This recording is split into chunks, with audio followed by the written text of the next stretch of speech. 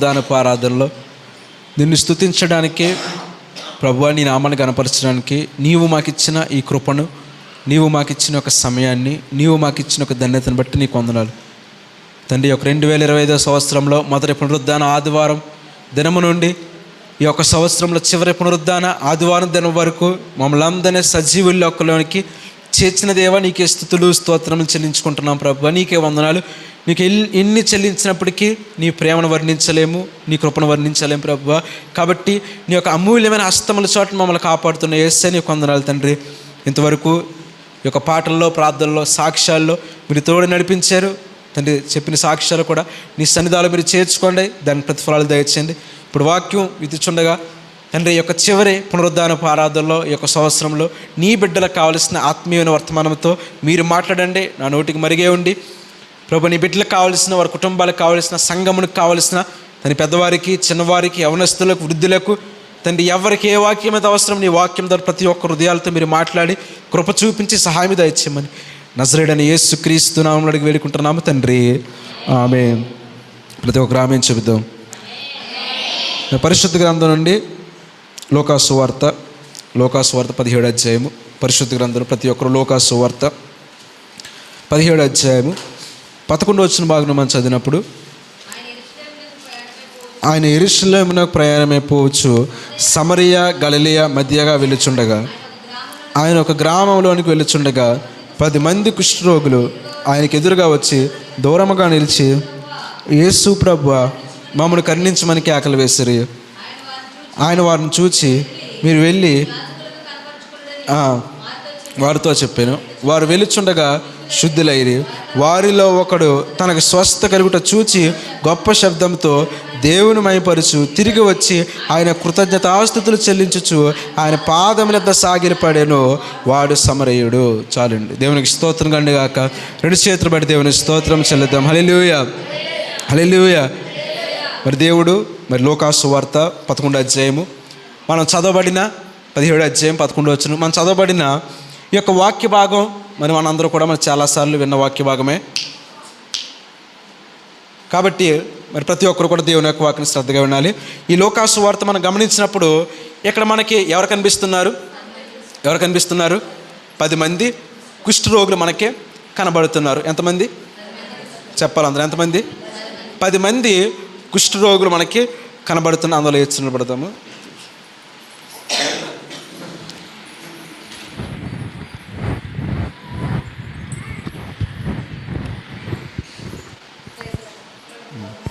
దయచేసి అందరూ కూర్చుంది.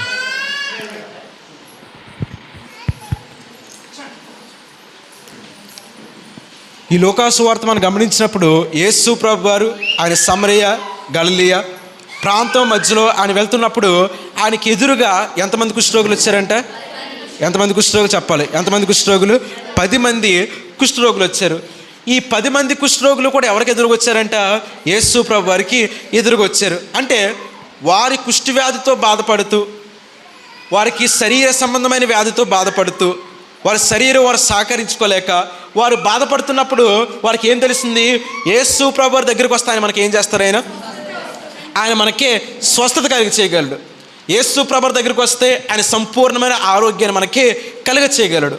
యేసు ప్రభు దగ్గరికి వస్తే ఆయన మనకున్న వ్యాధిని బట్టి, మన విశ్వాసాన్ని బట్టి ఆయన మనల్ని స్వస్థపరుస్తాడని ఎవరు గ్రహించారు? ఈ 10 మంది కుష్ఠరోగులు కూడా గ్రహించారు. ధర్మశాస్త్రం ప్రకారము కుష్ఠి వ్యాధి కలిగి కూడా ఎక్కడ ఉండాడు? ఆ వ్యాధి తగ్గేంత వరకు కూడా అతడు ఊరి బయట ఉండాలి. ఎక్కడ ఉండాలి? ఊరి బయట ఉండాలి. అతను కుష్ఠి వ్యాధి కలిగిన వాడు ఉంటే అతను వస్త్రాలు వేరేగా ధరించుకోవాలి, అతను ఊరికి బయటకు ఉండాలి. ఆ వ్యాధి తగ్గేంత వరకు కూడా ఆయన ఎక్కడ రాకూడదు? ఇశ్రాయేలు ప్రజల మధ్యలోకి ఆయన రాకూడదు. ప్రజల మధ్యలోనికి ఆయన రాకూడదు. వచ్చినట్లయితే ఆయన ఎవరి యొక్క ఆజ్ఞను తొలగించినట్లు? ఎవరి యొక్క ఆజ్ఞను? దేవుడి యొక్క ఆజ్ఞను వాడు అతిక్రమించినట్టు. అంటే ఇప్పుడు ఈ 10 మంది కుష్ఠరోగులు ఎక్కడున్నారు? ఊరి బయట. ఈ 10 మంది కుష్ఠరోగులు కూడా వారి శరీరంతో బాధపడుతూ, వారి వ్యాధితో బాధపడుతూ, వారు ఏ ప్రదేశంలో ఉన్నారు? వారి ఇంటిలో ఉండకుండా, ఊరి మధ్యలో ఉండకుండా, ధర్మశాస్త్ర ఆజ్ఞ ప్రకారము ఈ 10 మంది కుష్ఠరోగులు కూడా ఎక్కడున్నారంట? ఊరి చివరున్నారు. దేవునికి స్తోత్రం అండి. అయితే వీరు ఊరి చివరుంటూ వీరి సమస్యను బట్టి వీరు బాధపడుతున్నప్పుడు ఇంతలో ఆ దారి మధ్యలో యేసు ప్రభువు ఎవరు గమనించారు? ఎవరు గమనించారు? కుష్టి వ్యాధి కలిగిన వారు గమనించారు. గమనించి వారు పరిగెట్టిన ఎవరి దగ్గరికి వచ్చారంట? యేసు ప్రభు దగ్గరికి వారు పరిగెత్తుకొని వచ్చారు. పరిగెత్తుకొని వస్తే యేసు ప్రభు ఏం గ్రహించారు? వారిలో ఏముంది? కుష్టి వ్యాధి ఉంది. వారిలో ఏముంది? సమస్య ఉంది. వారిలో ఏముంది? అనారోగ్యం ఉంది. వెంటనే యేసు ప్రభు ఏమన్నారంటే, ఇదిగో మీరు వెళ్ళి ఎవరిని కనపరుచుకోమంటున్నారు?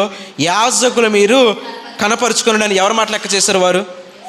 ఎవరి మాట? యేసు ప్రభు యొక్క మాటను వారు విన్నారు. ఎవరి యొక్క మాట లోబడ్డారు వారు? యేసు ప్రభు యొక్క మాటకు వారు లోబడ్డారు. వెళ్ళేటప్పుడు విశ్వాసంతో వెళ్ళారు.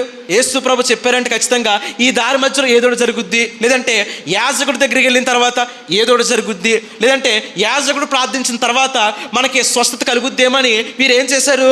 సంతోషంతో విశ్వసించి నమ్మకంతో వెళ్ళారు. వీరు దారిలో ఉంటుండగానే ఏమైందంటే 10 మంది కూడా ఏం కలిగింది? స్వస్థత కలిగింది. వీరు ఇంకా ఎక్కడికి వెళ్ళలేదు? యాజకుల దగ్గరికి వీరు ఇంకా వెళ్ళలేదు. ఎక్కడికి వెళ్ళలేదు? యాజకుల దగ్గరికి యేసు ప్రభువు ఏం చెప్పారు?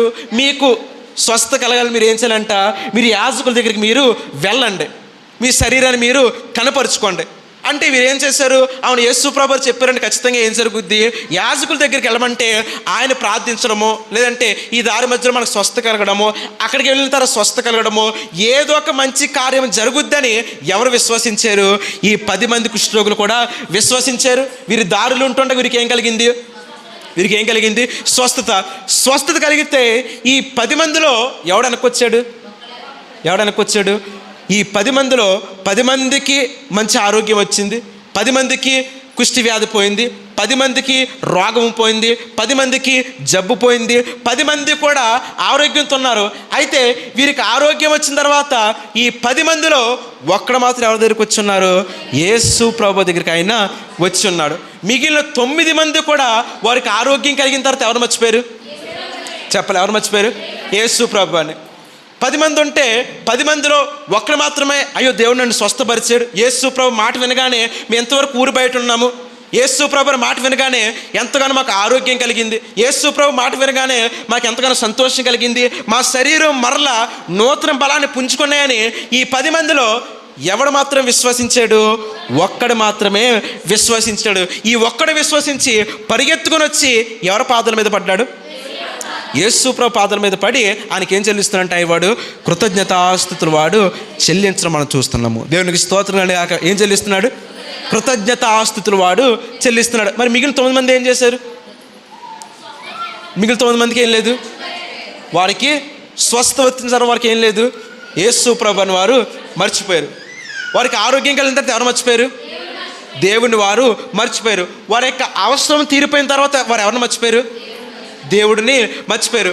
9 మంది ఆలోచన ఒక రకంగా ఉంటే ఒకటి ఆలోచన వేరేగా ఉంది, దేవుని వైపు ఉంది. 9 మంది ఆలోచన వారి అవసరం తీరేంత వరకే దేవుడి మీద విశ్వసించారు. ఒకటి యొక్క ఆలోచన ఎలాగుంది? నా అవసరం తీరింది, నన్ను స్వస్థపరిచాడు, ఈ లోకంలో ఏ వైద్యుడు నన్ను స్వస్థపరచలేదు, నా సొంత కుటుంబం నన్ను ఏం చేశారు? ఊరి బయట వెలివేశారు. వ్యాధి తగ్గితే నువ్వు ఎక్కడ రావాలి? మా కుటుంబంలో రావాలి. వ్యాధి తగ్గకపోతే నువ్వు ఎక్కడ ఉండాలి? ఊరి బయటే. కాబట్టి నా సొంత కుటుంబకులే నన్ను వదిలేశారు, నన్ను మర్చిపోయారు, నేను ఎలాగున్నాను మర్చిపోయారు. కానీ ఈయన ఎవరో తెలియని వ్యక్తి నన్ను స్వస్థపరిచారు. కాబట్టి నేను ఖచ్చితంగా ఈయనకి ఏం చెల్లించాలి? ఈయనకి నేను కృతజ్ఞత ఆస్తుతులు ఈయనకు చెల్లించాలి, ఈయనకు నేను వందనాలు చెప్పాలి. నాకు చేసిన మేలును బట్టి ఈయన యొక్క రుణమును నేను తీర్చలేను. కాబట్టి కనీసము ఈయన పాదముల మీద పడి ఆయన కృతజ్ఞత ఆస్తుతులు చెల్లించాలని ఈ 9 మంది వారి వారి ప్రాంతానికి, లేదంటే వారి వారి గృహాలకి, వేరు వేరు ప్రదేశాలకు వెళ్ళిపోతే ఇందులో ఒక్కడ మాత్రం ఎవరి పాదాల మీద పడ్డాడంట? యేసు ప్రభు వారి పాదాల మీద పడి ఆయన కృతజ్ఞత ఆస్తుతులు చెల్లిస్తున్నాడు. దేవునికి స్తోత్రం అండి. కాబట్టి ఈ యొక్క 2025లో మనం అందరం సజీవంగా ఉన్నాం. మనం ఆయనకి ఏం చెల్లించాలి? కృతజ్ఞత భావం ఖచ్చితంగా మనలో ఉండాలి. ఏముండాలి? మనలో ఉండాలి. ఒక తీర్మానం తీసుకోవాలి. ప్రభు 10 మంది అయితే ఇప్పుడు మీరు చాలాసార్లు విన్నారు ఈ 10 మంది గురించి. కాకపోతే ఈ 9 మంది గురించి ఎవరు చెప్పినా వారి గురించి ఏమని చెప్తారు? మంచిగా చెప్తారు, చెడ్డగా చెప్తారు? ఏం చెప్తారు? ఎందుకు చెడ్డగా చెప్తారు? ఎవరిని మర్చిపోయాడు? దేవుణ్ణి మర్చిపోయాడు. దేవుడు చేసిన మేలుకు కృతజ్ఞత భావం ఆయనలో లేదు. ఈ ఒక్కడు గురించి మంచిగా ఎందుకు చెప్పుకుంటున్నారు? ఈ ఒక్కడు దేవుని యొక్క పాదాలు ఆయన పట్టుకున్నాడు, దేవునికి మహిమపరిచాడు, దేవుణ్ణి స్తుతించాడు. ప్రభు నీకు వందనాలు, నన్ను సజీవ లెక్కలో చేయొచ్చు, నా కుటుంబం నన్ను బయట వెలివేశారు, ఇశ్రాయేల్ ప్రజలే నన్ను బయట వెలివేశారు, నేను ఊరు బయట ఉన్నాను, కాబట్టి నాకు నువ్వు ఇచ్చిన ఈ కృపను బట్టి నీ కృతజ్ఞతాస్తుతులని ఆయన ఆ మంచివాడు గురించి ఎలాగైతే అనేక మంది మంచి విషయాలు చెబుతారో మనం ఎలాగ ఉండాలంటే 9 మంది మాదిరిలా మనం ఉండకూడదు, కానీ ఒక్క వ్యక్తి ఎలాగైతే దేవునికి కృతజ్ఞతాభావం కలిగి ఉన్నాడో మనము ఎవరి పట్ల కృతజ్ఞతాభావం కలిగి ఉండాలి? దేవుని పట్ల మనము కృతజ్ఞతాభావం కలిగి ఉండాలి. దేవునికి స్తోత్రం అండి. ఎవరి పట్ల? దేవుని పట్ల మనము కృతజ్ఞతాభావం. ఈ వ్యక్తి ఎవరంటే ఈయన సమరయుడు. సమరయులు దేవుడు తెలుసా? తెలియదు, ఖచ్చితంగా వారికి తెలియదు. సమరీయులు ఎవరో కూడా దేవుడిని అప్పుడు ఇంకా వారు నమ్ముకోలేదు, కానీ మిగిలిన 9 మంది దేవుడు తెలిసేమో, ధర్మశాస్త్రం వారికి తెలిసేమో, తెలిసి కూడా వారు ఎవరిని ఆరాధించలేకపోయారు, వారు దేవుని యొక్క పాదాలను వారు పట్టుకోలేకపోయారు. కానీ ఈ ఒక్కడు మాత్రం ఎవరి పాదాల మీద పడుతున్నాడు? ఆయన దేవుని యొక్క పాదాల మీద పడుతున్నాడు. ఆయన దేవునికి స్తోత్రం అండి. కాక పౌలు ఏమంటాడు? నేను ఏమై ఉన్నానో అది ఎవరి కృప మాత్రమే? దేవుని యొక్క కృప మాత్రమే. నేను పొందుకున్న ఈ కృప అందులో ఏం లేదంట, నిష్ఫలం కలగది. నేను ఏ పని చేసినా, నేను ప్రయాసపడినా నాకు తోడే ఉన్నది ఎవరి కృప మాత్రమే? దేవుని యొక్క కృప మాత్రం. మీకు ప్రశ్న, ఇప్పుడు పౌలు ఏమని రాస్తున్నాడు? నేను ఎలాగున్నా సరే అది ఎవరి కృప అంటున్నాడు? దేవుని కృప. అది ఎప్పుడు రాస్తున్నాడు? ఎప్పుడు రాస్తున్నాడు? అది ఒకవేళ చెరసాలు ఉన్నప్పుడు కావచ్చు, శ్రమలు ఉన్నప్పుడు కావచ్చు, బలహీనంగా ఉన్నప్పుడు కావచ్చు, అనారోగ్యం ఉన్నప్పుడు కావచ్చు, శ్రమలు ఉన్నప్పుడు కావచ్చు, ఏదో రకమైన పౌలు ఏం రాస్తున్నాడు? నేను బ్రతికి ఉన్నానంటే కేవలము దేవుని కృప. అంటే పౌలు శ్రమలో ఉండుకుని నేను ఏమంటున్నాడు? నేను బ్రతికి ఉన్నానంటే, నేను సంతోషంగా అంటే ఎవరి కృప అంటున్నాడు? ఆయన దేవుని కృప. అంటే పౌలు శారీరకమైన దాని గురించి ఎవరు ఆలోచించలేదు. ఇప్పుడు దేవుడు ఆశీర్వదిస్తే మనం ఏమనుకుంటాం? ఖచ్చితంగా మాట్లాడాలి. ఏమనుకుంటాం? దేవుడి కృప మనకి తోడే ఉందనుకుంటాం. ఒకవేళ దేవుడి దగ్గర మన శాపం పొందుకొని మనం ఏమనుకుంటాం? ఒకవేళ దేవుడు మనం ఆశీర్వదించకపోతే మనం ఏమనుకుంటాం? మాట్లాడతల ఏమనుకుంటాం? ఇంకో ఉదాహరణ, ఏవో భార్య ఏమంది? నువ్వు దేవుడిని ప్రార్థిస్తూ మొదటిజాము 3 గంటలు లేచి నీ బిడ్డల గురించి, నీ గురించి ప్రతిరోజు నువ్వు ప్రార్థన చేసుకుంటావు. నీ దేవుడు నీకేం చేశాడు? నీకు అనారోగ్యం ఇచ్చాడు, నీ ఆస్తి తీసివేశాడు, నీ ధర్మ తీసివేశాడు, నీ బిడ్డలు తీసివేశాడు, నీకు అనారోగ్యం ఇచ్చి రోడ్డు మీద పాడేశాడంటే వెంటనే ఏమంటాడు? ఏమన్నా దేవుని దగ్గర నుంచి ఆశీర్వాదం మాత్రమే పొందుకోవాలా? దేవుని దగ్గర నుంచి దీవెని మాత్రమే పొందుకోవాలా? దేవుడి దగ్గర నుంచి శాపం పొందుకునే అధికారం మనకి లేదని యోబు ఎవరిని స్తుతిస్తున్నాడు? ఆయన దేవుడిని ఆయన స్తుతిస్తున్నాడు. అంటే ఇప్పుడు యోబు దేని గురించి ఆలోచిస్తున్నాడు? శారీరకమైన కృపణ గురించి ఆయన ఆలోచించలేదు. ఏ రకమైన కృప గురించి? ఆత్మీయ సంబంధమైన కృపణ గురించి ఆలోచిస్తున్నాడు. అంటే యోబు ధనం ఉంటేనే దేవుని కృప అన్నట్టు, ధనం లేకపోతే దేవుని కృప లేనట్టు అని ఎవరు అంటలేదు, యోబు అంటలేదు. ఇప్పుడు పౌలు కూడా అదే. పౌలు తనకి శ్రమలో ఉన్నాడు, లేదా చెరసాలలో ఉన్నాడు, లేదా ఇబ్బందులు ఉన్నాడు. అప్పుడున్నప్పుడు ఆయన ఏం రాస్తున్నాడు కొరింథీ సంఘానికి? ఇదిగో నేను ఏమన్నాను, అది దేవుని కృప. అంటే పౌలు తన శారీరకమైన ధనమును చూసి, తన శరీరాన్ని చూసి, తన దగ్గర డబ్బులు ఉంటేనో దేవుడు కృప ఉన్నట్టు, తన దగ్గర ఆరోగ్యం ఉంటేనో దేవుడు కృప ఉన్నట్టు, ఆయన సంతోషంగా ఉంటేనో దేవుడు కృప ఉన్నట్టు ఆయన రాయలేదు. కానీ నేను ఏ స్థితిలో ఉన్నాను అది దేవుని కృప. అంటే పౌలు ఆ పరిస్థితిని బట్టి దేవుడి కృపను గురించి ఆయన వివరించలేదు, కానీ ఆయన బ్రతుకుతున్న బ్రతుకును బట్టి ఏం చేశాడు? ఆయన దేవుని కృపను ఆయన వివరించాడు. అంటే పరిస్థితి అంటే ఇప్పుడు ఆయన దగ్గర ధనం ఉంటే దేవుడి కృప నాకు తోడుందని ఎవరు రాయలేదు? పౌలు రాయలేదు. ఆయన దగ్గర ధనం పోతే నా దగ్గర నుంచి దేవుని కృప వెళ్ళిపోయిందని ఎవరు రాయలేదు? పౌలు గారు రాయలేదు. అంటే పౌలు అక్కడున్న సిచ్యువేషన్ బట్టి, పరిస్థితిని బట్టి దేవుడి కృప నాకు తోడుకుందని ఆయన రాయలేదు. పరిస్థితిని బట్టి దేవుడి కృప నాకు తోడుకుందని ఆయన రాయలేదు.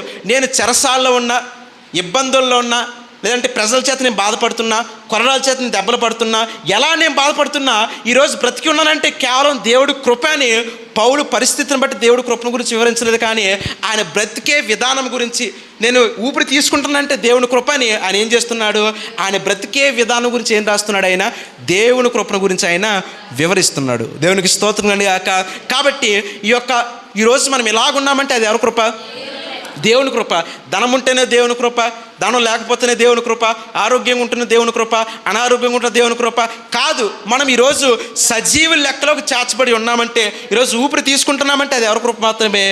దేవుని యొక్క కృప. అంటే పౌలు దేవుని కృపను గురించి ఆయన వివరిస్తూ ఆయనకి ఏం చెల్లిస్తున్నాడు? దేవునికి కృతజ్ఞతాస్తుతులు అని దేవునికి చెల్లిస్తున్నాడు. ఈ 10 మంది కుష్ఠరోగులు కూడా ఒకడు దేవుడు కృపను తెలుసుకున్నాడు, దేవుడి మహిమను తెలుసుకుని ఎవరి పాదం మీద పడుతున్నాడు? ఆయన దేవుని యొక్క పాదముల మీద పడి ఆయనకి ఏం చెల్లిస్తున్నాడు? కృతజ్ఞతాస్తుతులు ఆయనకు చెల్లిస్తున్నాడు. మనం సాక్ష్యం చెప్పామంటే అదేంటి? దేవునికి ఏం చెల్లిస్తున్నట్టు? కృతజ్ఞతాస్తుతులు మనము చెల్లిస్తున్నట్లు. చాలామంది మీలో ఏం చెప్పలేదు? సాక్ష్యాలు చెప్పలేదు. అంటే మనం దేవునికి ఏం చెల్లించలేకపోతున్నాం? కనీసం సాక్ష్యాల ద్వారా మనకి ఏం చెల్లించలేకపోతున్నాం? కృతజ్ఞతాస్తుతులు మనం ఆయనకి చెల్లించలేకపోతున్నాం. ఈ చివరి ఆదివారం రోజున ఎంతోమంది ఈ రోజున బ్రతికిలేరు, ఎంతోమంది సజీవంగా లేరు. కానీ మనము మన బిడ్డలు సజీవంగా ఉన్నామంటే అది కేవలం ఎవరి కృప మాత్రమే? దేవుని కృప మాత్రమే. మనం ఏం చెల్లించాలి? ఆ సమరయుడిలాగా మనం ఎవరు కృతజ్ఞత చెల్లించాలి? దేవునికి కృతజ్ఞతలు చెల్లించిన వరకు ఉండాలి. దేవునికి స్తోత్రం. లేక సమరయులకున్న మంచి విశేషం ఏంటంటే, వారికి ఏమి కలిగినప్పటికీ వారు దేవునికి ఏం చెల్లించారు? వారు దేవునికి కృతజ్ఞతాస్తుతులు చెల్లించేవారు. దేవునికి స్తోత్రం. కాక ఇదే లోకాసు వార్తలో 10వ అధ్యాయం మనం చూసినప్పుడు, బైబిల్ తర్వాత కానీ 10వ అధ్యాయం మనం చూసినప్పుడు ఒకడు అడుగుతాడు, ప్రభువా మనుషుల్ని ప్రేమించడం అంటే ఏం చేయాలంటే? యేసు ప్రభువు ఏమంటారు? ఇదిగో దారిలో ఒక మనిషి ఏం చేస్తాడంట? దొంగల చేత కొట్టివేయబడి ఏం చేపట్టాడంట? రోడ్డు మీద పడిపోయాడు. అయితే దొంగల చేత కొట్టబడి రోడ్డు మీద పడిపోయిన వ్యక్తిని మొట్టమొదటి ఎవరు వెళ్ళారంట? యాజకుడు వెళ్ళాడు. యాజకుడు వెళ్ళాడు, కానీ ఎవరిని ఆదరించలేదంట? ఎవరిని ఆదరించలేదు? రోడ్డు మీద దెబ్బలతో పడిన వ్యక్తిని ఆయన ఆదరించలేదు. రెండోది ఎవరు వెళ్ళారంట? లేవీయుడు వెళ్ళాడు. ఈ లేవీయుడు కూడా ఏం చేశాడంట? రోడ్డు మీద పడిపోయిన వాడిని పట్టించుకోలేదు. కానీ మూడోది ఎవరు వెళ్ళారంట? ఒక సమరయుడు వెళ్ళి ఏం చేశాడంట? ఆ రోడ్డు మీద పడిపోయిన వ్యక్తిని లేచి అతనికి ఆహారం పెట్టి అతని గాయములు శుభ్రపరిచి ఆయన మళ్ళీ డబ్బులు ఇచ్చి ఏం చేస్తున్నాడంట?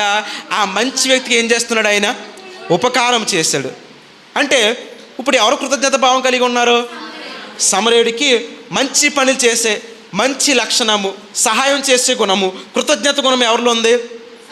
ధర్మశాస్త్రం తెలిసిన యాజకుడిలో లేదు. దేవుడికి సేవ చేస్తున్న ప్రత్యక్ష గుడారం ఎదుట, దేవాలయం ఎదుట దేవుడికి సేవ చేస్తున్న లేవుడికి ఏం లేదు?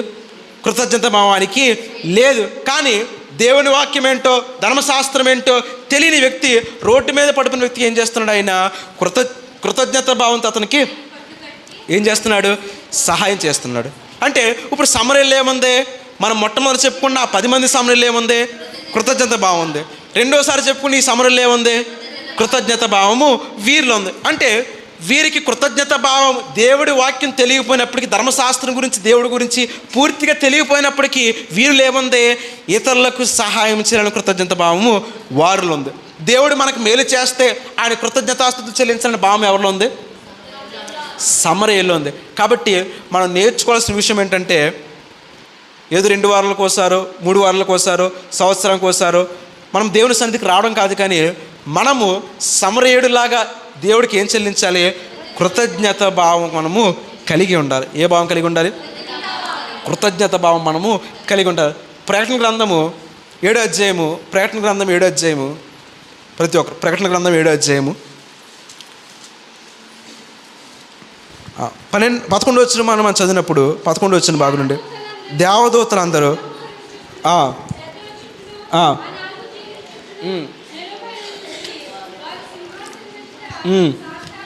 సాష్టంగపడి ఆమేన్ యుగ యుగముల వరకు మా దేవునికి స్తోత్రములు, మహిమయు, జ్ఞానమును, కృతజ్ఞతాస్తుతి, ఘనతయు, శక్తియు, బలమును కలుగునిగాక అని చెప్పుచు దేవునికి నమస్కారం చేసేది.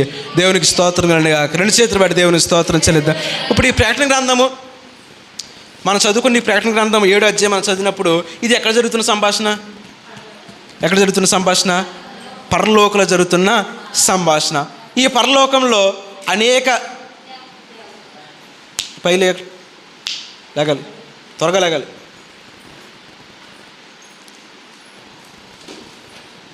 ఈ పరలోకంలో ఏం జరుగుతుంది? ఆయా భాషలు కలిగిన వారు, ఆయా మనుషులు కలిగిన వారు, ఆ యొక్క జనాభా కలిగిన వారు, ఆ యొక్క ఎత్తు కలిగిన వారు, నలుపు రంగు కలిగిన వారు, తెలుపు రంగు కలిగిన వారు, ఈ ప్రపంచంలో ఎంతమంది దేవుని తెలుసుకున్నారో వారందరూ ఎక్కడ ఉన్నారు? పరలోకంలో. వారందరూ పరలోకంలో ఉండగా వారితో పాటుగా ఆ 24 మంది పెద్దల చుట్టూ దేవదూతలు పరలోకి వెళ్ళిన వారు వీరందరూ కూడా ఎవరి కృతజ్ఞత చెల్లిస్తున్నారంట? దేవునికి వారు కృతజ్ఞత. అసలు పరలోకి వెళ్ళిన తర్వాత వారు కృతజ్ఞత చెల్లించాలా? మనలో మనమాట. ఇప్పుడు మనం భూలోకంలో బ్రతుకం, మనం చనిపోయాం, మన ఆత్మ పరలోకి వెళ్ళిపోయింది, దేవుడి దగ్గర ఉంది. ఇప్పుడు దేవుడి దగ్గరికి వెళ్తే మనం దేవుని ప్రార్థించాలా? చెప్పాలి. ప్రార్థించాలి అవసరం లేదా? మనుషుల ప్రకారం ఆలోచిస్తే, లోకం ప్రకారం ఆలోచిస్తే నిజంగా ఆయన స్తోత్రం చెల్లించాలా? ఆయన స్తుతులు చెల్లించాలా? ఏమనుకుంటాం? నేను పరలోకం వెళ్ళిపోయాను కదా, ఇంకా దేవుడి దగ్గరికి వెళ్ళిపోయాం కదా, ఏం చేయకలేదు? దేవుడికి స్తుతులు చెల్లించకలేదు, దేవునికి కృతజ్ఞతలు నేను చెల్లించకలేదు. ఎవరు అనుకోలేదు? పరలోకంలో దేవదూతలు అనుకోలేదు, 24 మంది పెద్దలు కూడా అనుకోలేదు, పరలోకానికి వెళ్ళిన వారు కూడా అనుకోలేదు. వారు ఏం చేస్తున్నారంట? దేవునికి వారు కృతజ్ఞతాస్తుతులు వారు చెల్లిస్తారు. అంటే వారిలో భావం ఏంటి? ఇదిగో మేము భూలోకంలో బ్రతుకున్నంతకాలం దేవుడు ఏం చేస్తున్నాం? మమ్మల్ని రక్షించాడు. ఎవరికి ఇవ్వలేని కృప దేవుడు ఏం చేస్తున్నాం? మాకు ఆయన ఇచ్చాడు. కాబట్టి భూలోకంలో ఆయన స్తుతులు చెల్లించాం. ఇప్పుడు పరలోకంలో అక్కడ ఆకలి లేదు, దప్పిక లేదు, అనారోగ్యం లేదు, టాబ్లెట్ వేసుకోకలేదు, 3 పూటలు ఏం చేయకలేదు? తినక్కలేదు, వంట వండక్కలేదు, స్నానం చేయక్కలేదు, అంతే కదా, బట్టలు ఉతుకోక్కర్లేదు. ఏం చేయాలి? దేవునికి మాత్రం మేము స్తుతులు చెల్లించాలి. ఏ బట్టలు వేసుకోవాలో ఏం చేయలేదు, వెతుక్కోక్కర్లేదు, ఎక్కడ వెళ్ళాలో, డబ్బులు సంపాదించాలో, ఎలా చదువుకోవాలో, ఏ పని చేయాలో ఆలోచించక్కర్లేదు. ఏం చేయాలి?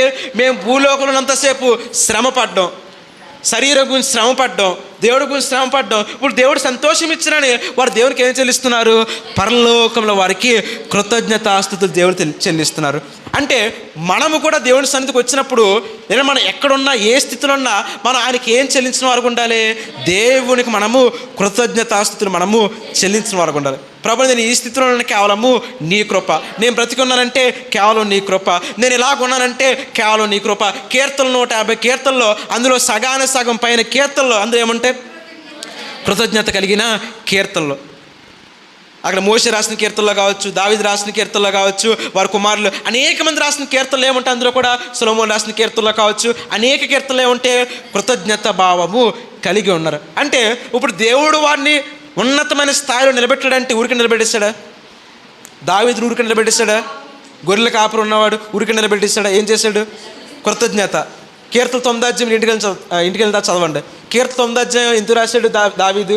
గొలియాతు యుద్ధం అయిపోయిన తర్వాత, ప్రభువా నువ్వు మాకు రక్షించో, మమ్మల్ని కాపాడో, నీ అద్భుత కార్యం నేను వివరించేదను, నా పూర్ణ మనసుతో నిన్ను స్తుతించదని కీర్తన 9 అధ్యాయం మీరు చదివినప్పుడు గొలియాతు యుద్ధం అయిపోయిన తర్వాత దావీదు ఏం రాస్తున్నాడు? కృతజ్ఞత భావం కలిగి కీర్తన రాస్తున్నాడు. బెత్షెబాతో పాపం చేసిన దావీదు ఏం రాస్తున్నాడు? 51వ కీర్తన. ప్రభా నేను పాపం చేశాను, నన్ను క్షమించు ప్రభా. పాపం చేసినప్పుడు కూడా ఏం రాస్తున్నాడు? వినాలి. పాపం చేసినప్పుడు కూడా ఏం రాస్తున్నాడు? కీర్తన రాస్తున్నాడు. అంటే ఇప్పుడు దావీదు పాపం చేసిన, దోషం చేసిన, అతిక్రమణ చేసిన, సంతోషంగా ఉన్న, యుద్ధంలో గెలిచిన, ఆయన ఏం చేసినప్పటికీ ఆయన ప్రతిరోజు కృతజ్ఞతతో ఎవరికి కీర్తనలు చెల్లించేవాడు? దేవుడికి ఆయన కృతజ్ఞతతో ఆయనకు కీర్తనలు రాస్తూ ఆయనకి ఆయన వందనాలు చెల్లించాడు. ఒకవేళ పాపం చేసిన, దోషం చేసిన, అతిక్రమం చేసిన, యుద్ధంలో గెలిచిన, యుద్ధంలో ఓడిపోయినా, తన పిల్లల దగ్గర ఓడిపోయినా, రాజ్యంలో ఓడిపోయినా, ఇశ్రాయేలు ప్రజల దగ్గర ఓడిపోయినా, దావీదు ఏం చేసినప్పుడు దేవుడు ఏం చెల్లించాడు? ఆయన వందనాలు చెల్లిస్తూ ఆయనకు కీర్తనలు రాసేవాడు. అంటే దావీదు ఏ స్థితిలో దేవుడికి ఏం చెల్లించాడు? ఆయన కృతజ్ఞతాస్తుతులు ఆయనకు చెల్లించేవాడు. ఇప్పుడు మనము కూడా ఎటువంటి పరిస్థితులు గుండా వెళ్ళినప్పటికీ ఈ సంవత్సరం అంతా కూడా ఈరోజు సజీవంగా ఉన్నామంటే అది ఎవరి కృప మాత్రమే? దేవుని కృప మాత్రమే. కాబట్టి ఈ యొక్క వారము, ఈ ఒక్క రోజు ఆయన కృతజ్ఞత చెల్లించడం కాదు, 31 రాత్రి రోజు మాత్రమే కృతజ్ఞత చెల్లించడం కాదు, మనము బ్రతికి ఉన్న సంవత్సరం అంతా కూడా మన దేవుడికి ఏం చెల్లించిన వారు ఉండాలి? ఆ సమరయుడు మాదిరిగా కృతజ్ఞత భావం మనము కలిగి ఉండాలి. ఆ 10 మంది ఎలాగైతే కృతజ్ఞత భావం కలిగి ఉన్నారు, 10 మందిలో ఒకడు ఎలాగైతే కృతజ్ఞత భావం కలిగి ఉన్నారో, రోడ్డు మీద పడిపోతే యాజకులు లెక్క చేయలేదు, లేవీయుడు లెక్క చేయలేదు. ఒక సమనుడు ఏం చేశాడు? అయ్యో రోడ్డు మీద ఈ వ్యక్తి పడిపోయాడని ఏం చేశాడు? అతని గాయములు శుభ్రం చేసి, అతని శరీరం శుభ్రం చేసి, అతనికి ఆహారం పెట్టి మరలా డబ్బులు ఇచ్చి ఏం చేస్తున్నాడంట? నువ్వు క్షేమకరంగా ఉండని కృతజ్ఞత భావంతో అతనికి సాయం చేస్తున్నాడు. అంటే ధర్మశాస్త్రం తెలిసిన వ్యక్తులు ఏం చేయలేకపోతున్నారు? ఇప్పుడు ఎప్పుడో వాక్యం, బైబిల్, ధర్మశాస్త్రం కూడా ఎందుకు? ఇప్పుడు మనకి ఎక్కి ఎవరు సాయం చేస్తారు? ఆపదలు ఉన్నామంటే క్రైస్తవులు చేస్తారు, బయట వారు చేస్తారు? ఖచ్చితంగా ఏం చేస్తారు? చేస్తారు. కొద్దిగా ఆలోచిస్తారు, కొద్దిగా టైం పడుద్ది. కానీ మానవత్వం కలిగిన వారు వెంటనే ఏం చేస్తారు? వెంటనే మనకి సహాయం చేస్తారు. ఇంకొకటి, అసూయ, కోపలన్నీ ఎవరిలో ఉంటాయి? ఎవరిలో ఉంటాయి? వాక్యం తెలిసిన వారిలోనే ఎక్కువ ఉంటాయి. మనుషులు అంతలో ఉంటాయి, కానీ వాక్యం తెలిసిన వారిలో కూడా ఈ మధ్యన ఏమున్నాయి? అలాంటివి ఎక్కువ అవుతున్నాయి. ఇది నిజమే. వాక్యం తెలిసిన వారిలో కూడా ఒకానొకప్పుడు వాక్యం తెలిసిన వారు ఉంటుంది. ఒకానొకప్పుడు వాక్యం తెలిసిన వాళ్ళు ఎలా ఉండేవారు? ప్రేమతో ఉండేవారు, ఏమీ లేకుండా సంతోషంతో ఉండేవారు. కానీ ఇప్పుడు వాక్యం తెలిసిన వారిలో కూడా వాక్యం తెలియని వారి కంటే తెలిసిన వాళ్ళు ఏముంది? అసూయ, కోపం, భేదం, వ్యత్యాసం ఇవన్నీ కూడా వారిలో ఎక్కువ ఉంటున్నాయి. అంటే ఇప్పుడు ఆ రోజుల్లో కూడా సమరయుడు రోడ్డు మీద ఒక వ్యక్తి రోడ్డు మీద పడిపోతే ధర్మశాస్త్రం తెలిసిన యాజకుడు, లేవీడు ఏం చేయలేపారు? సాయం చేయలేపాడు. కానీ ఏమీ తెలియని లేవీడు ఏం చేశాడు? సహాయం. అంటే అతనిలో ఏముంది? కృతజ్ఞత భావము అందులో ఉంది. ఇప్పుడు 10 మందిలో 9 మంది ధర్మశాస్త్రం తెలిసింది అనుకోవచ్చు, కానీ 5 తెలిసింది అనుకోవచ్చు. ఈ 9 మందికి ఏం లేదు? కృతజ్ఞత భావం వారిలో లేదు. ఒక్క సమరయుల్లో మాత్రం ఏముంది? అయ్యో, దేవుడు మనల్ని, నాకు ఆరోగ్యం ఇచ్చాడు, నాకు స్వస్థపరిచాడు, ఆయన ఏం చెల్లించాలి? కృతజ్ఞత ఆస్తుతులు నేను చెల్లించాలని కృతజ్ఞత భావంతో దేవుడికి అతను వందనాలు చెప్పుకున్నాడు. దేవునికి స్తోత్రం అండి ఆక.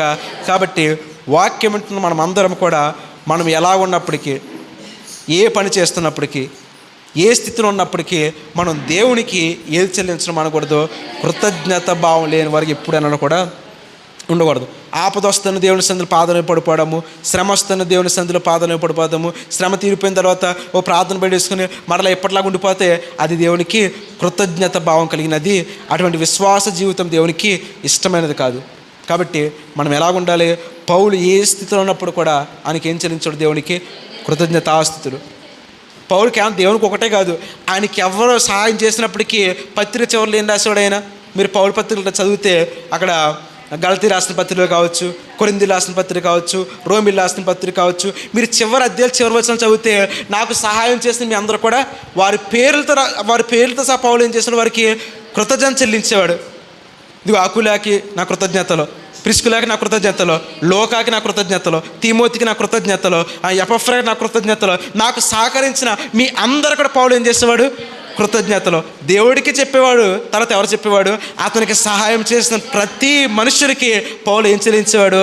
ప్రతి ఆయన రాసిన ప్రతి పత్రికలో చివరి వచనంలో అందరి గురించి ఏం చెల్లిస్తున్నాడు? ఆయన కృతజ్ఞత భావం ఆయన చెల్లించేవాడు కొన్నాడు. అంటే అంత మనస్సు, చేసిన మేలు మర్చిపోలేని స్వభావం ఎవరిలో లేదు? పౌల్లో లేదు. ఎందుకంటే దేవుడి వాక్యాన్ని సంపూర్ణంగా తెలుసుకున్నాడు. దేవుడు అంటే సంపూర్ణంగా తెలుసుకున్నాడు కాబట్టి మనుష్యులకు థ్యాంక్స్ చెప్పేవాడు, దేవుడు కూడా థ్యాంక్స్ చెప్పేవాడు. మనుషుల పట్ల ప్రేమ కలిగిన వాడు, దేవుడి పట్ల కూడా ప్రేమ కలిగిన. అంటే అన్ని విషయాల్లో పౌలు ఏం చెల్లించేవాడు? కృతజ్ఞత భావం ఆయన చెల్లించేవాడు. దేవునికి స్తోత్రం అండి. ఆక మొట్టమొదటి ఎవరి గురించి చెప్పుకున్నాం? 10 మందిలో ఒక సమరయుడు దేవుడు పాదల యొద్ద పడ్డాడు. రోడ్డు మీద ఒక వ్యక్తి పడిపోతే యాజకుడు, లేవీయుడు లెక్క చేయలేదు, సమరయుడు. యోహాను సువార్త మనం చూసినప్పుడు సమరయ స్త్రీ ఉంటుంది. సమరయ స్త్రీ మీ అందరూ తెలిసిన స్టోరీ. ఈ సమరయ స్త్రీ ఏం చేసింది? యేసు ప్రభు నీళ్ళు కావాలంటే ఆమె ఏమంది? మాతో నువ్వు మమ్మల్ని ఏం చేయకూడదు? టచ్ చేయకూడదు. ఏమనకూడదు? టచ్ చేయకూడదు అంటుంది. ఇంకా మనకు అర్థం విషయం చెప్పుకోవాలంటే నేను నీకు నీళ్ళు పోయకూడదు అంటుంది. నేను ముట్టుకోకూడదంటే యేసు ప్రభు ఏం చేశారు? ఆమె జీవిత చరిత్ర అంతా ఏం చేశారు? ఆయన చదివేశారు. ఆమె ఎంతమంది పెనుమిటలు ఉన్నారో, ఎంతమంది భర్తలు ఉన్నాయో, ఇప్పుడు నువ్వు ఎవరితో ఉన్నావో, ఎవరితో కాపురం చేస్తున్నావో, నువ్వు ఏ ఇంట్లో ఉన్నావో, ఏ వీధిలో ఉన్నావో, అంత డీటెయిల్స్ ఎవరు చెప్పేశారు? యేసు ప్రభు వారు చెప్పేస్తారు. ఇప్పటివరకు ఏమనుకుంది? నేను నీకు ఏం చేయను? మంచినీళ్ళు ఏమన్నా అంది. మీకు మాకు సంబంధం లేదంది. నేను ముట్టుకోకూడదు, నువ్వు నన్ను ముట్టుకోకూడదు. కానీ ఎప్పుడైతే ఆమె బయోడేటా మొత్తం యేసు ప్రభు చెప్పేస్తారు, ఏమైపోయింది? మారిపోయింది. మళ్ళీ ఏమంటుంది? ఇగో ప్రవక్తలు రాసిన ఆ వ్యక్తికి మెసేజ్ నువ్వేనా? నేను నీవు ప్రవక్తవా అని ఎవరిని అడుగుతుంది? యేసు ప్రభు అని. అంటే ఇప్పుడు ఆమె యేసు ప్రభు వారికి సహాయం చేసిన తర్వాత, ఆమెకు మారు మనసు కలిగిన తర్వాత ఆమె ఏం చేసింది? ఆమె కృతజ్ఞత భావము కలిగి, ఆమెకు వచ్చిన రక్షణతో కృతజ్ఞత భావం కలిగి ఆమె ఏం చేసింది? ఆ ఊరి ప్రజలందరూ ఇదిగో నేను ఒక వ్యక్తిని చూశాను, ఆయనే మెస్సయ్య అని ఆమె చెప్పిన విధానం బాగుంది కాబట్టి ఊరి ప్రజలందరూ ఎవరి దగ్గరికి వచ్చారు? వారు మారు మనసు కలిగి యేసు ప్రభు. ఆమె చెప్పే విధానం బాగోపోతే ఎవరిని వస్తారా? స్త్రీ మాట ఎవరు లెక్క చేస్తారు? ఎవరు లెక్క చేస్తారా? ఎవరు కూడా లెక్క చేయరు. కానీ ఆమె ఏమంది, ఇదిగో మెస్సయ్యను నేను చూశాను, నేను ఏ పని చేస్తున్నానో, నేను ఏ ఇంటిలో ఉన్నానో, నేను ఇప్పుడు ఎవరితో ఉన్నానో అవన్నీ కూడా యేసు ప్రభు వారు కళ్ళకు కట్టినట్టుగా ఆయన నోటితో నాకు చెప్పారు. ఆయనే మెస్సయ్య, ఆయనను మనం ఆరాధించాలి, ఆయనకు మనం కృతజ్ఞతాస్తుతులు చెల్లించాలని ఆమె ఊరి మొత్తం ఎవరైతే తీసుకొచ్చింది? యేసు ప్రభు అని. యేసు ప్రభుని ఎక్కడ తీసుకెళ్ళింది? ఆ ఊరిలోనికి ఎన్ని రోజులంట? 2 రోజులు ఆ సమరయ ప్రాంత ప్రజలందరికీ ఏం కలిగింది? సువార్త. అంటే ఇప్పుడు ఈ స్త్రీ యేసు ప్రభు వారి పట్ల కృతజ్ఞత భావం కలిగి లేకపోతే ఆ ప్రాంత ప్రజలకు ఏం కలగదు? వినాలి. ఇప్పుడు ఈ స్త్రీ యేసు ప్రభు వారి పట్ల సువార్త అంటే యేసు ప్రభు వారి పట్ల కృతజ్ఞత భావం కలిగి లేకపోతే ఆ ప్రాంత ప్రజలకు ఏం కలగదు? విశ్వాసం కలగదు, సువార్త రాదు, వారికి రక్షణ రాదు. వారు ఏమనుకునేవారు? లేదంటే వారి పాప బ్రతుకులను వారు ఉండిపోయేవారు. కానీ ఈ స్త్రీ ఏమనుకుంది? నాకు వచ్చిన ఈ రక్షణ ఎవరు రావాలి? మా ప్రజలందరికీ రావాలి. నాకు వచ్చిన ఈ మారుమనసు ఎవరు రావాలి? ప్రజలందరికీ రావాలి. అంటే ఈమెలో ఏముంది? యేసు ప్రభు వారి పట్ల కృతజ్ఞత భావం కలిగి ఉంది కాబట్టి ఆమెకు వచ్చిన రక్షణ ఎవరు ప్రకటించింది? తన గ్రామ ప్రజలందరూ కూడా ఆమె ప్రకటించింది. యేసు ప్రభు అని ఆ గ్రామంలో 2 రోజులు వాక్యం చెప్పించింది, బోధించింది. గ్రామ ప్రజలందరికీ ఏం కలిగింది? విశ్వాసం కలిగింది, రక్షణ కలిగింది. దేవునికి స్తోత్రం అండి. అంటే ఇప్పుడు ఈ స్త్రీ విశ్వాసం లేకపోతే, ఈ స్త్రీలో కృతజ్ఞత భావం లేకపోతే, ఈ స్త్రీలో మారు మనసు లేకపోతే, ఈ స్త్రీలో రక్షణ లేకపోతే, ఈ స్త్రీ దేవుడిని నమ్మకపోతే, ఇప్పుడు ఈమెలో కృతజ్ఞత భావం లేకపోతే ఎవరు రక్షణ కలిగేది కాదు? ఆ ఊరి ప్రాంత ప్రజలు ఎవరు కూడా రక్షణ వచ్చేది కాదు. సమరయ ప్రాంత ప్రజలకి యేసు ప్రభు ఎవరు అంటే వారికి తెలిసేది కాదు. ఏమనుకునేవారు? మెస్సయ్య వస్తాడు వారు కూడా వేచి ఉండేవారేమో. కానీ ఈ స్త్రీలో ఉన్న కృతజ్ఞత భావం వలన ఎవరు రక్షణ కలిగింది? ఆ ప్రాంత ప్రజలందరూ కూడా రక్షణ.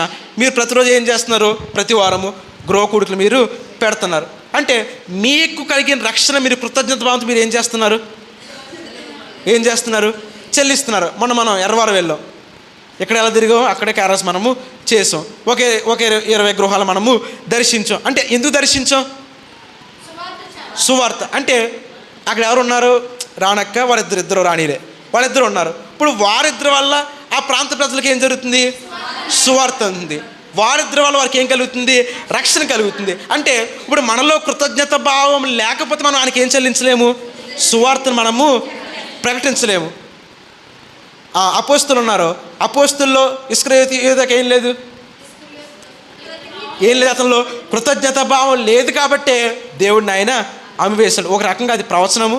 వీళ్ళలో కూడా ఏం లేదు, కృతజ్ఞత భావం వీళ్ళలో కూడా లేదు కాబట్టి ఏం చేశాడు? ఆయన యేసు ప్రభుని అమ్మివేస్తారు. పేతురు ఏమన్నాడు? దేవుడు అంటే నాకు ఎవరు?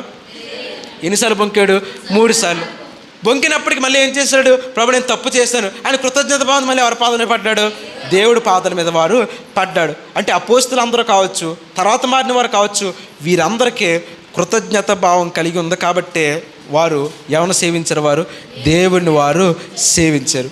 నీలో అయినా సరే, నాలో అయినా సరే కృతజ్ఞత భావం మనలో లేకపోతే మనం మన దేవుని ఇప్పుడు కూడా సేవించలేము. ఆయన యొక్క మహిమను మనము చూడలేము. ఈ 10 మందిలో ఒకడు ఎవరి మహిమను చూశాడు? పూర్తిగా దేవుడి మహిమను చూశాడు. ఈ 10 మంది కుష్ఠరోగుల్లో ఈ యొక్క సమరయుడు దేవుని యొక్క ప్రత్యక్షతను ఆయన చూశాడు. ఆయన యొక్క ఔన్నత్యాన్ని ఆయన తెలుసుకున్నాడు, ఆయన యొక్క కృపను ఆయన తెలుసుకున్నాడు, ఆ యొక్క స్వస్థతను ఆయన అనుభవించాడు, ఆయన కృపను ఆయన తెలుసుకున్నాడు. కాబట్టి కృతజ్ఞత భావంతో యేసయ్య నీ పొందనాలని ఆయనకు కృతజ్ఞతాస్తుతులు ఆయన చెల్లించున్నాడు. కాబట్టి మనం కూడా ఒక సమరయుడు మాదిరిలాగా ఎవరి కృపను తెలుసుకోవాలి? దేవుని కృపను మనము తెలుసుకోవాలి, దేవుడి మహిమను మనము తెలుసుకోవాలి, ఆయన యొక్క ప్రత్యక్షత మనము అనుభవించాలి. దేవుడి మందిరానికి వచ్చామంటే వచ్చి వెళ్ళిపోయేవారు ఎవరి ప్రత్యక్షత అనుభవించాలి? దేవుని యొక్క ప్రత్యక్షతను మనము అనుభవించాలి. పౌలు గురించి చెప్పాను. పౌలు ఏం చేశాడు? దేవుని ప్రత్యక్షతను ఆయన ఏం చేశాడు? అనుభవించాడు. కాబట్టి కృతజ్ఞత భావంతో అనేక పత్రికలు ఆయన రాశాడు. తర్వాత మంచి సమరయుడి గురించి చెప్పుకున్నాం. అతను ఏం చేశాడు? రోడ్డు మీద పడిపోతే సహాయం చేసి కృతజ్ఞత భావం ఎవరిలో ఉంది? సమరయుల్లో. సమరయ స్త్రీ ఏం చేసింది? ఆమెకు వచ్చిన రక్షణ ఏం చేసింది? ఆమె ప్రాంత ప్రజలందరూ కూడా ప్రకటించింది. కాబట్టి ఆమెకు వచ్చే రక్షణ కృతజ్ఞత భావముతో దేవుడి యొక్క కృపను ప్రకటించింది. కాబట్టి ఆ ప్రాంత ప్రజలందరూ ఏం చేయబడ్డారు? రక్షణ మార్గం వారు నడిపించబడ్డారు. అంటే ఇప్పుడు ఎంతమంది కృతజ్ఞత భావంతో కలిగి ఉన్నారు? ఎంతమంది? ఈ ముగ్గురు ఎటువంటి వారు?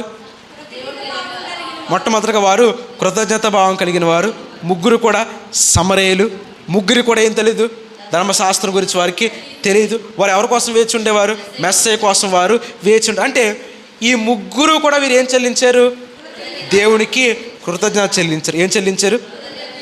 కృతజ్ఞతాస్తులు దేవునికి చెల్లించారు. ఇప్పుడు వీరు దేవునికి కృతజ్ఞతాస్తుతులు చెల్లించారు కాబట్టి ఆ ప్రాంత ప్రజలందరికీ ఏం కలిగింది? వినాలి. ఆ ప్రాంత ప్రజలందరికీ ఏం కలిగింది? రక్షణ కలిగింది. ఏం కలిగింది? రక్షణ. ఆ ప్రాంత ప్రజలకు ఏం కలిగింది? చెప్పట్లే. ఏం కలిగింది? మారు మనసు కలిగింది. ఇంకోటి ఏం జరిగింది? స్వస్థత జరిగింది. ఇంకేం జరిగాయి?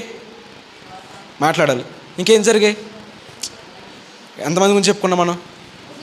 ఎంతమంది గురించి? ముగ్గురు సమరయులు. మొట్టమొదటి సమరయుడు ఎవడో? 10 మందిలో ఒకడు. అతను ఏం చేశాడు? దేవుడి పాదలద్ద ఆయన పడ్డాడు. రెండో వ్యక్తి ఎవడో? ఒక వ్యక్తి రోడ్డు మీద పడిపోతే అతను ఏం చేశాడు? యాజకుడు లెక్క చేయలేదు, లేవీయుడు లెక్క చేయలేదు. ఎవరు లెక్క చేశాడు? సమరయుడు కృతజ్ఞత భావంతో ఆయనకి సేవ చేశాడు. మూడో వ్యక్తి ఎవరు? సమరయ స్త్రీ. ఆమెకు వచ్చిన రక్షణ కృతజ్ఞత భావంతో ఎవరు ప్రకటించింది? ఆ ప్రాంత ప్రజలకి ప్రకటించింది. అంటే ఈ ముగ్గురు వ్యక్తుల వల్ల ఏం కలిగింది? ఆ ప్రాంతంలో సువార్త కలిగింది. ఆ ప్రాంతంలో ఏం కలిగింది? రక్షణ కలిగింది. ఆ ప్రాంతంలో ఏం కలిగింది? స్వస్థత కలిగింది. ఆ ప్రాంతంలో ఏం కలిగింది? మారు మనసు కలిగింది. దీనితో పాటుగా ఆ ప్రాంతంలో ఏం చేయబడిందంటే అపోస్తల కార్యం మనం వచ్చేస్తే ఆ ప్రాంతంలో సంఘం ఏం చేయబడిందంట? విస్తరించబడిందంట. దేవునికి స్తోత్రాలు. ఏం చేయబడింది? సమరయ ప్రాంతంలో ఏం చేయబడింది? సంఘం ఏం చేయబడింది? విస్తరించబడింది. అపోస్తల కార్యం 9వ అధ్యాయము. అపోస్తల కార్యం 9వ అధ్యాయము 9:31 వచ్చిన మనం చదివినప్పుడు 9:31. కావున యోదయ, గలిలయ, సమరయ దేశంలో అంతటా సంఘము క్షేమాభివృద్ధి నందుచు సమాధానం కలిగి ఉండేను. దేవునికి స్తోత్రాలు. ఏం జరుగుతుంది? ఇప్పుడు దాకా ఏం చెప్పుకున్నాం? సమరయులు కేవలం ముగ్గురు వ్యక్తులు అనుకున్నాం. ఆ ముగ్గురు వ్యక్తుల వల్ల వారు మాత్రమే, ఆ సమరయ స్త్రీ వల్ల ఊరు మొత్తం మారింది తెలుసుకున్నాం. 2 సమరయుల వల్ల కేవలం వారు మాత్రమే స్వస్థ పొందుకున్నారు, అతను మాత్రమే సహాయం చేస్తాను అనుకున్నా. కానీ ఈ ముగ్గురు సమరయుల వల్ల ఏ ప్రాంతం మారింది? సమరయ ప్రాంత ప్రజలు మారడమే కాకుండా, మారు మనసు రావడం కాకుండా అక్కడ ఏం అభివృద్ధి పొందుతుందంట? సంఘము అభివృద్ధి పొంది, సంఘము క్షేమము గుండి, ఆ సంఘానికి ఏం కలుగుతుందంట? సమాధానం కలుగుతుందంట. దేవునికి స్తోత్రం. అంటే ఇప్పుడు ఆ ప్రాంతంలో సంఘం రావాలన్నా, సమరయ ప్రాంతంలో సంఘము స్థిరపడాలన్నా, ఆ ప్రాంతంలో సంఘము సమాధానం ఉండాలన్నా ఎవరు కృతజ్ఞతలు చెల్లించారు? ఈ ముగ్గురు వ్యక్తులు చేసిన మంచి పని. ఈ ముగ్గురు వ్యక్తులు దేవుడికి విశ్వాసం ఉండడం వలన, ఈ ముగ్గురు వ్యక్తులు దేవుడికి కృతజ్ఞత చెల్లించడం వలన ఈ సమరయ ప్రాంతము కేవలము రక్షణ ప్రాంతం ఉండిపోలేదు. కానీ ఆ ప్రాంతంలో అపోస్తలులందరూ పాదం పెట్టినప్పుడు అక్కడ ఏం జరిగిందంట? గొప్ప సంఘాన్ని దేవుడు ఆ ప్రాంతంలో ఏర్పాటు చేశాడు. ఏర్పాటు చేయడం కాకుండా ఆ సంఘంలో ఉన్న ప్రజలందరికీ ఏం కలుగుతుందంట?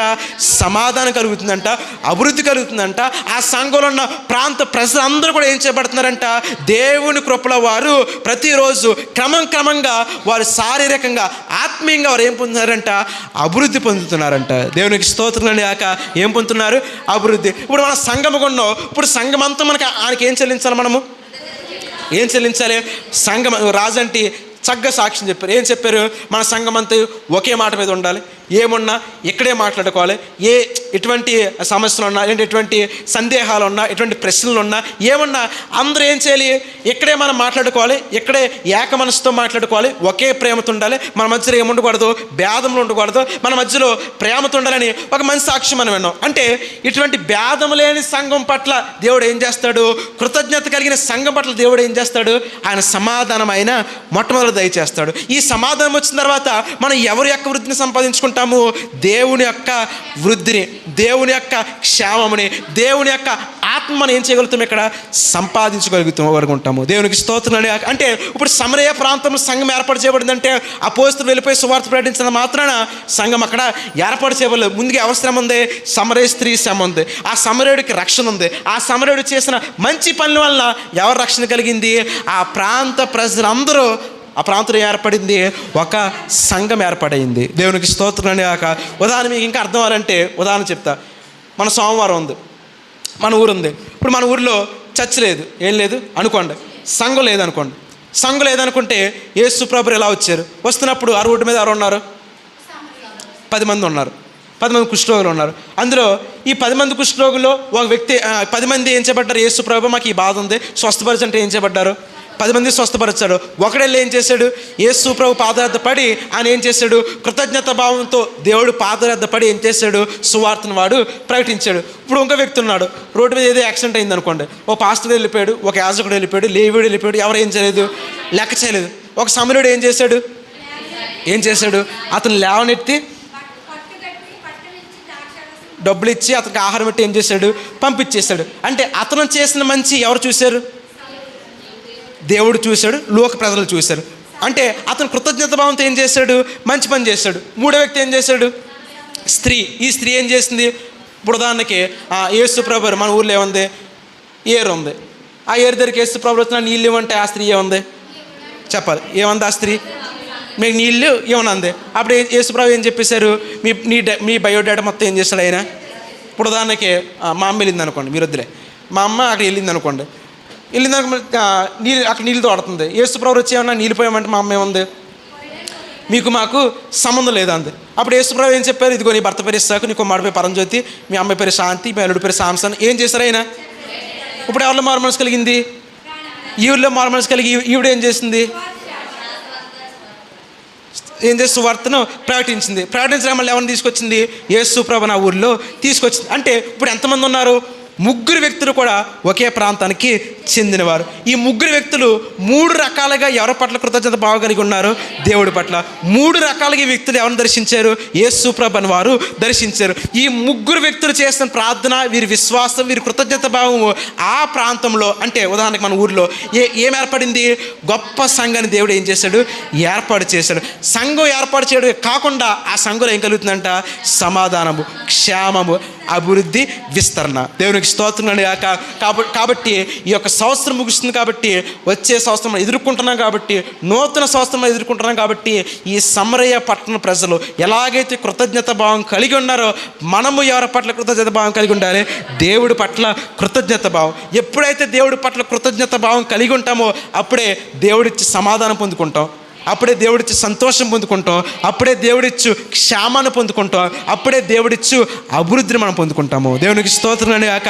అంటే ఇవన్నీ కూడా మన సంఘంలో కూడా కలగాలంటే సంఘముగా ఆ సమరేరు మాదిరిలాగా మనం ఎవరికి కృతజ్ఞత చెల్లించాలి?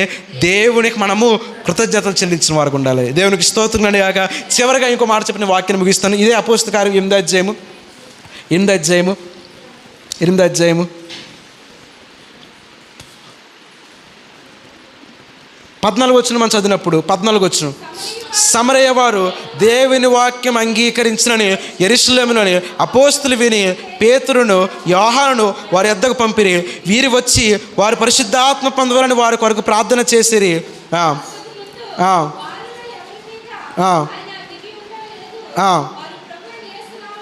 బాప్తీసం మాత్రమే పొంది ఉండిరి. అప్పుడు పేతురును యోహాను వారి మీద చేతులుంచగా వారు పరిశుద్ధాత్మను పొందిరి. దేవునికి స్తోత్రం అండి. కాక మొట్టమొదటి అక్కడ ఏం ఏర్పడింది? సంఘం. ఆ సంఘం ఎలాగుంది? చెప్పాలి, ఎలా ఉంది? సమాధానంతో ఉంది, క్షేమముతో ఉంది, అభివృద్ధిలో ఉంది. తర్వాత ఆ సంఘంలో ఏముందంటే వారు ఎప్పుడు ఏమెరగలేదంట? పరిశుద్ధ ఆత్మశక్తిని వారు ఎరిగి ఉండలేదు. కానీ ఎప్పుడైతే అపోస్తలులందరికీ ఏమొచ్చింది? ఇదిగో సమరయ పట్టణంలో ఏం కలిగింది? రక్షణ. సమరయ స్త్రీ వల్ల రక్షణ. వారు వేసిన విత్తనాలు ఇప్పుడు ఏం కలుగుతుంది? ఫిలిప్పు సువార్త ప్రకటించడం వలన రక్షణ. ఇప్పుడు సమరయుడు చేసిన కృతజ్ఞత పని వల్ల ఇప్పుడు వారికి ఏం కలుగుతుంది? రక్షణ. అని అపోస్తులు ఆ వార్త మీద ఏం చేస్తారంట? యోహాను పేతురు వచ్చి ఆ సంఘంలో వారు అందరూ ప్రార్థన చేసిన వారు ఏం పొందుకున్నారంట? పరిశుద్ధ ఆత్మశక్తిని వారు పొందుకున్నారు. అంటే ఇప్పుడు పరిశుద్ధాత్మ ఎలా వచ్చేసింది? ఊరికి వచ్చేసిందా? వారు ఏం కలిగి ఉన్నారు? తర్వాత సంఘంలో ఒకరి పట్ల ఒకరు ఏం కలిగి ఉన్నారు? సమాధానంతో, ప్రేమతో. ఒకరి క్షేమం గురించి ఒకరు ఏం చేసుకున్నారు? ప్రార్థన.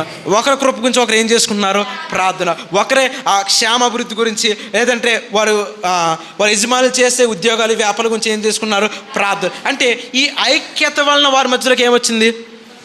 ఏమొచ్చింది? పరిశుద్ధాత్మ అనుభవంలోకి వారు వెళ్ళగలిగారు. పరిశుద్ధాత్మ అనుభవంలోకి వారు ఎందుకు వెళ్ళారంటే వారిలో కృతజ్ఞత భావము, వారిలో దేవుని యొక్క మహిమ, వారిలో దేవుని కృప వారు సంపాదించుకున్నారు. కాబట్టి సమరయ ప్రాంత ప్రజల మధ్య, సమరయ సంఘంలో ఏం రావడం మనం చూస్తున్నాము? పరిశుద్ధాత్మ శక్తి నింపడం మనం చూస్తున్నాము. దేవునికి స్తోత్రాలు గాక. కాబట్టి ఈ యొక్క చివరి రోజుల్లో, ఈ 2020 సంవత్సరంలో చివరి రోజుల్లో మనం ఉన్నాం. కాబట్టి మనము కూడా సమరయ ప్రాంత ప్రజల్లాగా ఏం సంపాదించుకోవాలి? పరిశుద్ధాత్మ. పరిశుద్ధాత్మ లేని వాడి కోసం దేనికోసం ప్రయాసపడాలి? పరిశుద్ధాత్మ కోసము ప్రయాసపడాలి. పరిశుద్ధాత్మ నుండి భాషలు లేనివాడు దేనికోసం ప్రయాసపడాలి? భాషల కోసము ప్రయాసపడాలి. భాషలు కలిగిన వాడు దేనికోసం ప్రయాసపడాలి? భాషలకే అర్థం చెప్పడానికి ప్రయాసపడాలి. భాషలకు అర్థం చెప్పినవాడు దేనికోసం ప్రయాసపడాలి? ప్రవచన కొరకు ప్రయాసపడాలి. ప్రవచనం ఉన్నవాడు దేనికోసం ప్రయాసపడాలి? స్వస్థత కొరకు ప్రయాసపడాలి. స్వస్థత ఉన్నవాడు దేనికోసం ప్రయాసపడాలి? జ్ఞానపూర్వకమైన వాక్యం కోసం ప్రయాసపడాలి. వాక్యం ఉన్నవాడు దేనికోసం ప్రయాసపడాలి? సువార్త ప్రకటించడానికి అంటే ఇప్పుడు పరిశుద్ధాత్మ అంటే మనం ఏం సంపాదించుకుంటాం? ఒక మెట్టు ఏం చేస్తాం? మనం అనేక కృపాలను మనం ఏం చేయగలుగుతాం? పొందుకుంటాం. అవి రావాలంటే మొట్టమొదటిగా సంఘం ఏం కలిగి ఉండాలి? కృతజ్ఞత భావం మొట్టమొదటిగా కలిగి ఉండాలి. సమరయ ప్రాంతంలో ఎలాగైతే సమాధానంతో వారు ఉన్నారో, అభివృద్ధితో వారు ఎలాగున్నారో, క్షేమంగా ఉన్నారో, కృతజ్ఞత భావం కలిగి ఉంటే సమాధానం వస్తుంది, సంతోషం వస్తుంది, క్షేమం వస్తుంది, వృద్ధి వస్తుంది. ఇవి వచ్చిన తర్వాత ఈ ఐక్యతను చూసి మనం ప్రార్థన చేస్తున్నప్పుడు ఎవరి యొక్క పరిశుద్ధాత్మ సంపాదించుకుంటాము? దేవుని యొక్క పరిశుద్ధాత్మ అందులో ఒకటి ఉండిపోయిందా? ఏం చెప్పినప్పుడు ప్రవచన వరము, స్వస్థ వరం, వాక్యవరం, భాషల వరము, భాషలకు అర్థం చెప్పే వరము, 6 రకాలు, సుమారు 10 రకాల వరకు ఏమన్నాయి పరిశుద్ధాత్మలో అనేక కృపలు. అంటే ఇవన్నీ మనం సంపాదించుకోవాలంటే దేవుడి పట్ల మనం ఏం కలిగి ఉండాలి? కృతజ్ఞత భావమే కలిగి ఉండాలి. దేవునికి స్తోత్రం అండి. అందుకే ఏమంటుంది తెస్సలోనికీయులకు రాసిన పత్రికలో, ఎల్లప్పుడూ మనకి ఏం చెల్లించడానికి? ప్రతి విషయమందు ప్రభు మనం ఏం చెల్లించాలంట? కృతజ్ఞతాస్తుతులు మనము కలిగి ఉండాలి. ఈ యొక్క సంవత్సరపు చివరిలో మనం ఉన్నాము కాబట్టి ఏదో ఊరికే ఈ సంవత్సరం దాటివేయకూడదు. కానీ ఎలా దాటాలి? కృతజ్ఞతతో మనం ఈ సంవత్సరాన్ని దాటాలి. కృతజ్ఞత భావంతో ఈ సంవత్సరం మనము దాటాలి. నూతన సంవత్సరం వెళ్తుంటే నేను ఖాళీగా వెళ్ళిపోకూడదు ప్రభు, ఏదో ఒక ఆత్మీయ తలంత నీవు దయచే. సమరయ ప్రాంత ప్రజలకి అసలు నువ్వంటే ఏంటో వారికి తెలియదు. సమరయ ప్రాంత ప్రజలకి మెస్సయ్య వస్తారని విన్నారు కానీ వారు ఎప్పుడు కూడా చూడలేదు. కానీ ఒక స్త్రీ వల్ల, ఒక కుష్టి వ్యాధి కలిగిన వాడి వల్ల, ఒక సమరయుడు మంచి పని చేయడం వల్ల ఆ ప్రాంతంలో వారు కృతజ్ఞతాస్తుతులు చెల్లించడం వల్ల అక్కడ ఏం జరిగింది? సంఘం పెరిగింది. సంఘంలో ఏం కలిగింది? క్షేమం కలిగింది, అభివృద్ధి కలిగింది, పరిశుద్ధాత్మ కలిగింది. కాబట్టి నీవు కూడా అటువంటి కృపను మాకు దయచేయి ప్రభు అని మనం ఏం చేయాలి? మనము కూడా సమరయ ప్రాంత ప్రజలకు మేము ఉండాలి ప్రభు అని కృతజ్ఞత భావం కలిగి ఉండాలి. దేవునికి స్తోత్రం లేక అందరం వైపు చూడాలి. ఏ ప్రాంత ప్రజలాగా ఉండాలి? ఏ ప్రాంత ప్రజలాగా? సమరయ ప్రాంత ప్రజలాగా. మొట్టమొదటిగా ఐక్యత కలిగి ఉండాలి, కృతజ్ఞత కలిగి ఉండాలి, సమాధానం కలిగి ఉండాలి, పరిశుద్ధాత్మ శక్తిని మేము కలిగి ఉండాలి. వచ్చి వెళ్ళేవారుగా మేము ఉండకూడదు. కానీ మమ్మల్ని సజీవుల లెక్కలో చేర్చిన యేసయ్య నీకు మేము ఏం చెల్లించాలి? కృతజ్ఞతాస్తుతులు మేము చెల్లించాలి. దావీదు ఏం చేసేవాడు? దేవునికి పౌలు ఏం చేసేవాడు? దేవునికి కృతజ్ఞతాస్తుతులు. సమరయులు ఏం చేశారు? దేవునికి కృతజ్ఞతాస్తుతులు. ఈ కృతజ్ఞత భావం వారికి ఊరికే వెళ్ళిపోలేదు. కానీ ఆ ప్రాంతంలో దేవుడు ఏం చేశాడు? ఒక పునాది, ఒక బండను, ఒక సంఘాన్ని ఎవరు ఏర్పాటు చేశాడు? దేవుడు ఏర్పాటు చేశాడు. దేవునికి స్తోత్రం లేక ఆ ప్రాంత ప్రజలందరూ కూడా అభివృద్ధి, దీవెన మార్గం నడడం గల కారణం ఏంటంటే వారిలో కృతజ్ఞత భావం వారిలో తీసిపోలేదు. దేవునికి స్తోత్రం లేక. కాబట్టి సమరయ వారి ముగ్గురు నుండి మనం నేర్చుకోవాల్సిన మొట్టమొదటి విషయం ఏంటంటే ఏం కలిగి ఉండాలి? కృతజ్ఞత భావం కలిగి ఉండాలి. ఈ కృతజ్ఞత భావం మనకి ఏం కలుగుతుంది? సంఘంలో అందరూ ఏం చేయాలి? ప్రార్థన చేయాలి. ఏం కలుగుతుంది? క్షేమము, అభివృద్ధి, పరిశుద్ధాత్మ శక్తిని, సమాధానాన్ని మనము సంపాదించుకుంటాం. కాబట్టి నూతన సంవత్సరం మనం అడుగు పెడుతున్నాం. కాబట్టి మనం ఏం చేయకూడదు? ఊరికే నేను దాటిపోకూడదు.